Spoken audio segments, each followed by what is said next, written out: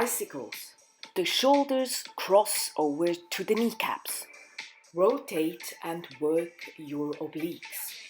Scale by only shifting from one leg to the other. Leg raises.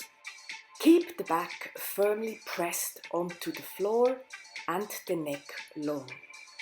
Knee tucks. Squeeze the abs to stabilize the body. Flutter kicks. The legs are straight and the toes pointed. Single leg foot touches. Train the flexibility in your lower back, glutes and hamstrings. Scissors. Keep the legs straight and twist them in and out. Heel touches. Keep head and neck in a neutral position. Forearm plank hold. Find length from tailbone to head crown. Plank hold shoulder taps. Stabilize the body. Keep the hips still and lift the arm to tap the shoulder. 3, 2, 1, go!